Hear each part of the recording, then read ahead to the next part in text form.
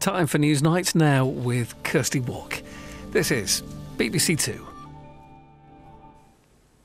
Are infrastructure projects like HS2 the boost the economy needs, or is it a relic of a pre-COVID era?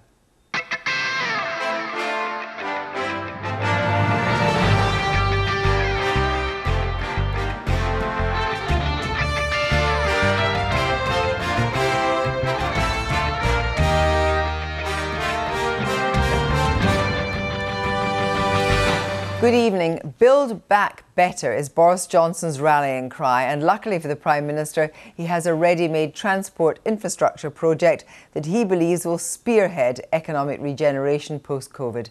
Today, the first spade hit the ground on the construction of HS2 with the promise of 22,000 jobs, including 5,000 apprenticeships. The plan to help rebalance the economy, providing fast travel between London, Birmingham, then eventually Manchester and Leeds. But has COVID actually changed the equation? Do we need the capacity? Will we go about our work in the same way when the pandemic subsides? Seems like a very long time ago that people were travelling to endless meetings. Here's our business editor, Helen Thomas.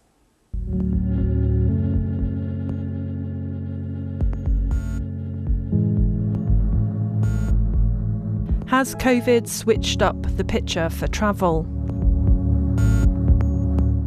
For decades, the trend was job creation around cities that pushed the commuting class onto trains in ever greater numbers. And now, even as work starts on Europe's biggest rail project, the outlook seems almost the inverse of what it once was. Rail travel had almost doubled since the privatisation of the industry in the mid-90s, and that growth was forecast to continue. Network Rail were planning on passenger numbers increasing again by 40% by 2040. That was part of the rationale for HS2, officially costed at up to £88 billion. I've got absolutely no doubt that mass transit, transport infrastructure is going to be crucial for our country, not just now, but in the decades ahead. But now there is a new backdrop.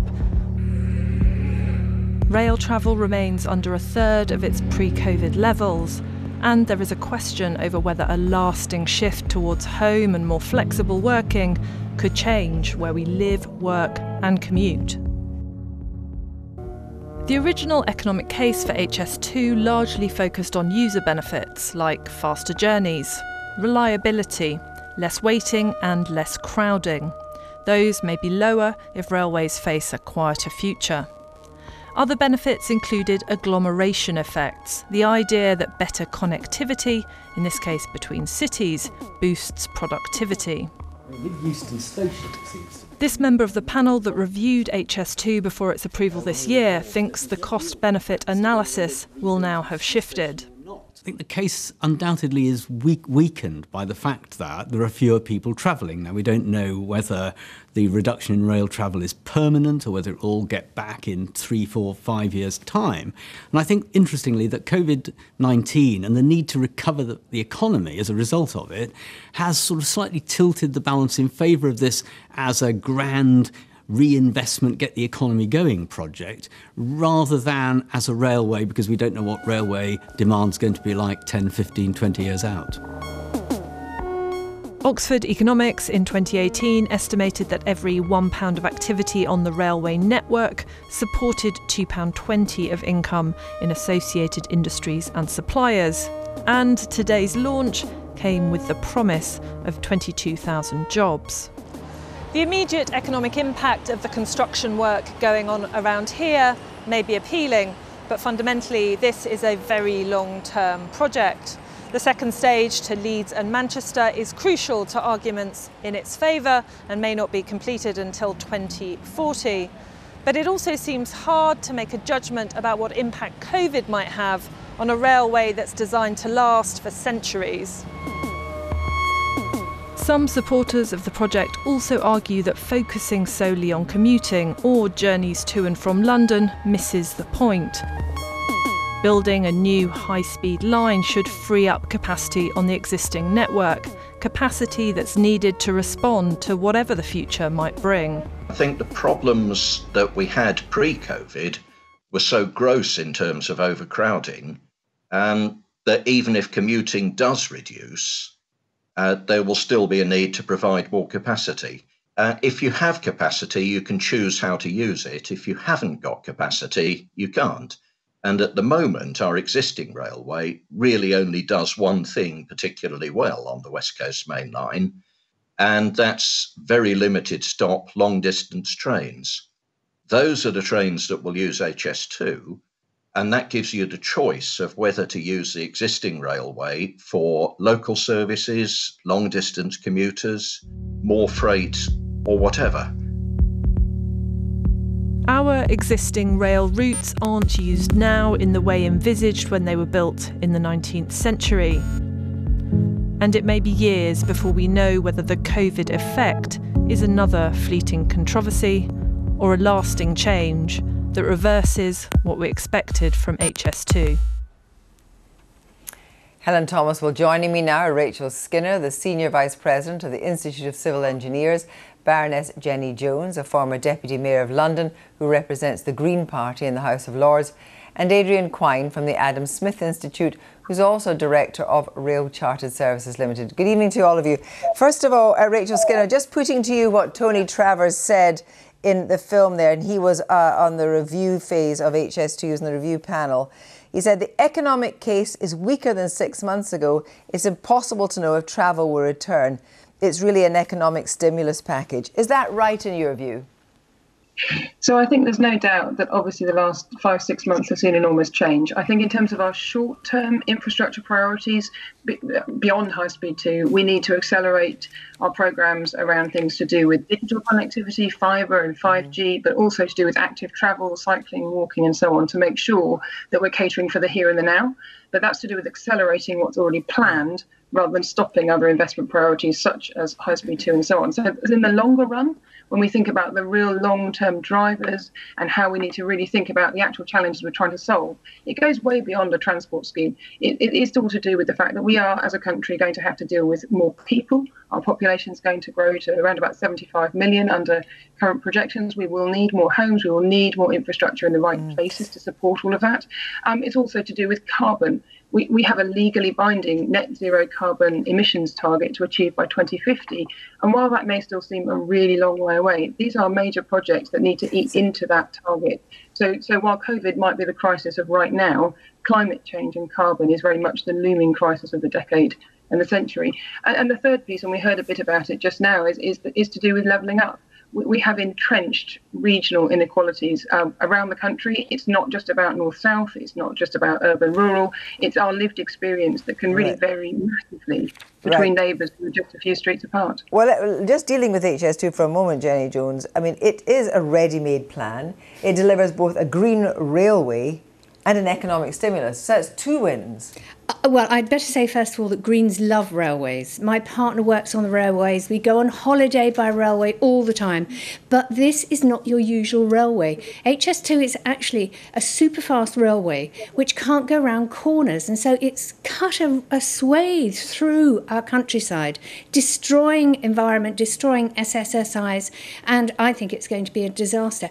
And Ms Skinner mentioned levelling up. If you were going to level up, you would not put in a railway from Birmingham to London. You would actually put it from, say, Birmingham to Leeds or farther north. Of course, that is eventually what is going to happen in the next by 2040. Of course, but you wouldn't start with this phase. You would actually start somewhere else. But what about the argument that once you put in that line for HS2, what you do is you free up the other existing lines, and that will take, for example, freight, which means it takes it off the road, which reduces carbon emissions, which again is a green policy. But if you're spending that much money, what you can do is spend it in other places and actually better schemes. And plus, from a carbon neutral point of view, it won't be carbon neutral for over a century. So it is not any sort of green solution. Adrian Quine, is this any way to design policy when the project itself is not as important as the economic stimulus it delivers? You may as well build a pyramid.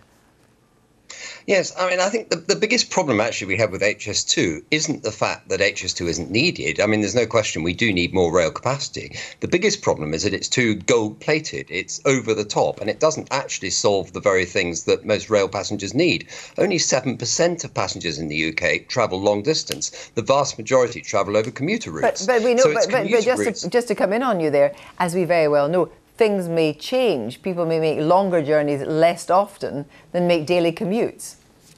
This is true, but you can still deliver an awful lot more on the existing rail net with things such as digital signalling, with longer trains, with better use, segregation of the tracks between freight trains, etc., and by infilling with certain pinch points rather than investing in this sort of rather too long vanity project, which is actually designed, these very, very high-speed trains are designed for routes like Paris to Bordeaux, where you have very long distances. The other point, which nobody really picks up on, is that most high-speed routes tend to be point to point. They tend not to stop. Every time you stop somewhere, it negates the reason to go very, very high speed.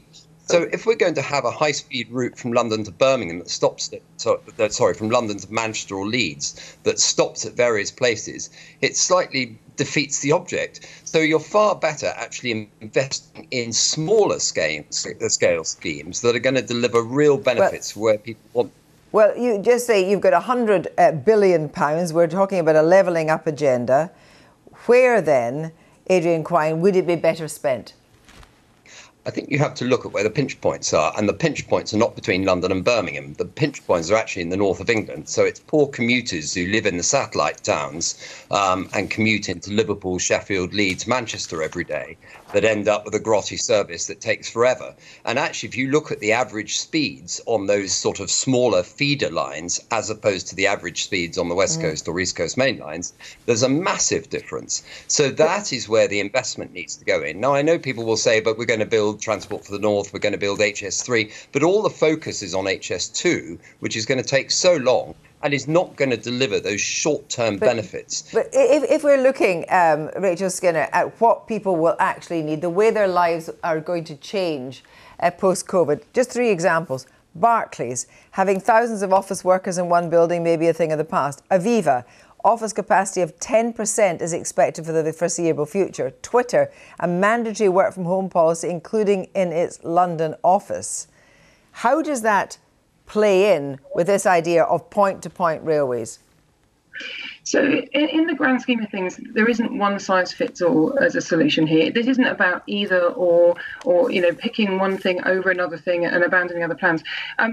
Obviously, during lockdown, some people have been lucky enough to be able to work remotely throughout. And some of those examples you just gave there are of the sorts of businesses where that is entirely possible in terms of professional services and similar.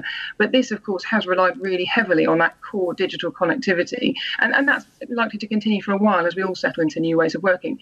But we need to remember there's an awful lot of people out there who can't work in that way. They need to be in a particular place at a particular time in order to actually undertake their job.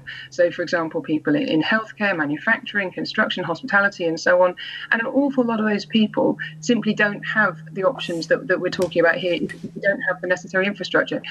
I don't think it's necessarily just about the big ticket infrastructure, though. I think one of the really big tricks that perhaps we could play on a bit as we come out of COVID is to think much more about the local connectivity and how you get people hooked into some of the bigger infrastructure networks that already exist for transport so that people can participate more fully in terms of where they want to go, what they want to be doing and so on. And at the moment, that is often very, very difficult.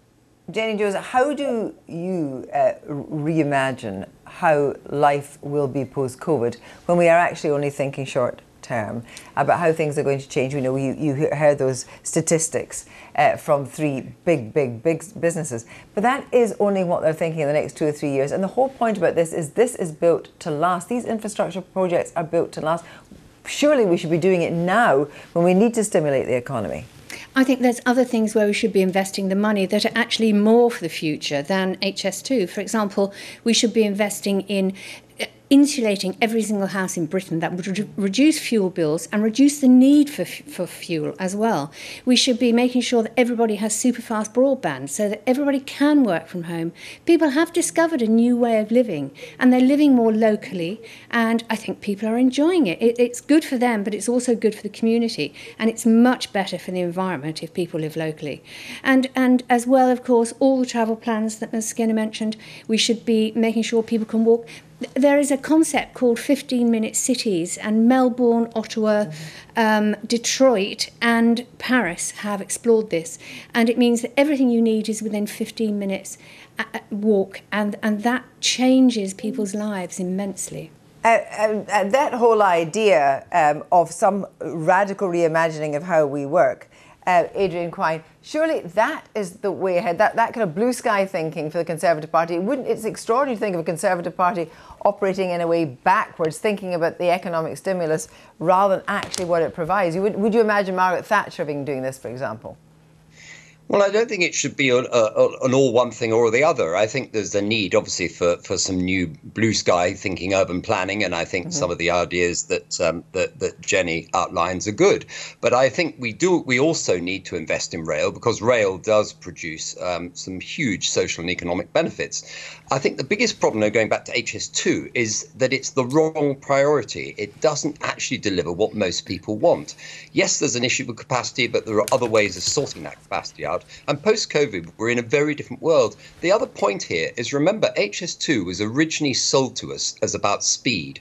That argument then changed to capacity. Now the argument seems to be it's about British supporting the British construction industry. So the argument seems to change the whole time. We've actually lost sight of what it was all about in the first place. I think we need to actually start from scratch and look at where the priorities are. And I don't think the current proposal for £100 billion plus high-speed rail network on a relatively short distance, linking major cities, is really what people want. Nurses don't commute between London and Birmingham or London and Leeds. They commute from the outlying cities, or outlying centres into the city centres. That's what we need to focus on. Thank you all very much indeed.